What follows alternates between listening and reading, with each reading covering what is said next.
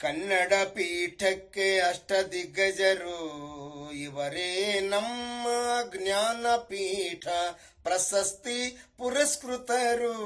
ಇವರೇ ನಮ್ಮ ನಾಡಿನ ಪ್ರಶಸ್ತಿ ಪುರಸ್ಕೃತರು. ಕನ್ನಡ ಪೀಠಕ್ಕೆ ಅಷ್ಟದಿಗ್ಗಜರು ಇವರೇ ನಮ್ಮ ಜ್ಞಾನಪೀಠ ಪ್ರಶಸ್ತಿ ಪುರಸ್ಕೃತರು. ಕನ್ನಡ ನಾಡಿನ ಸಾಹಿತ್ಯ ಸಂಸ್ಕೃತಿ ಕಟ್ಟಿ ಬೆಳೆಸಿದ ಧೀಮಂತ ಪಂಡಿತರು. ಮೊದಲನೇದಾಗಿ ಕುವೆಂಪುರವರು ಹಿರೇಕೊಡಗಿಯಲ್ಲಿ 1904ರಲ್ಲಿ ಜನಿಸಿ 1967ರಲ್ಲಿ ಶ್ರೀರಾಮಾಯಣ ದರ್ಶನಂ ಎಂಬ ಕೃತಿಗೆ ಜ್ಞಾನಪೀಠ ಪ್ರಶಸ್ತಿ ಪಡೆದವರು.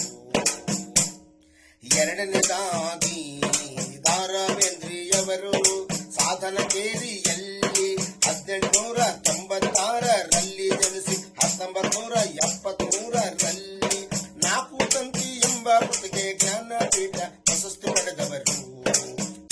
ಪಡೆದವರು. ಮೂರನೇದಾಗಿ ಶಿವರಾಮ್ ಕಾರಂತರು ಉಡುಪಿ ಜಿಲ್ಲೆ ಕೋಟದಲ್ಲಿ 1902ರಲ್ಲಿ ಜನಿಸಿ ಮೂಕಜ್ಜಿಯ ಕನಸುಗಳ ಎಂಬ ಕೃತಿಗೆ 1977ರಲ್ಲಿ ಜ್ಞಾನಪೀಠ ಪ್ರಶಸ್ತಿ ಪಡೆದ ಪಂಡಿತರು. ನಾಲ್ಕನೇದಾಗಿ ಮಾಸ್ತಿ ವೆಂಕಟೇಶ್ ಅಯ್ಯಂಗಾರರು ಮಾಸ್ತಿಯಲ್ಲಿ 1891ರಲ್ಲಿ ಜನಿಸಿ 1983ರಲ್ಲಿ ಚಿಕ್ಕವೀರ ರಾಜೇಂದ್ರ ಎಂಬ ಕೃತಿಗೆ ಜ್ಞಾನಪೀಠ ಪ್ರಶಸ್ತಿಯನ್ನು ಪಡೆದುಕೊಂಡವರು.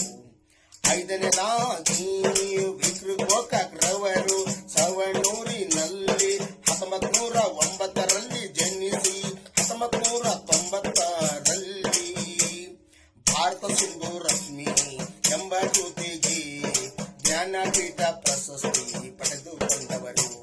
ಆರನೇದಾಗಿ UR ಅನಂತಮೂರ್ತಿಯವರು ಹೋಳಿಗೆಯಲ್ಲಿ 1932ರಲ್ಲಿ ಜನಿಸಿ ಸಮಗ್ರ ಸಾಹಿತ್ಯ ಎಂಬ ಕೃತಿಗೆ 1994ರಲ್ಲಿ ಜ್ಞಾನಪೀಠ ಪ್ರಶಸ್ತಿ ಪಡೆದವರು.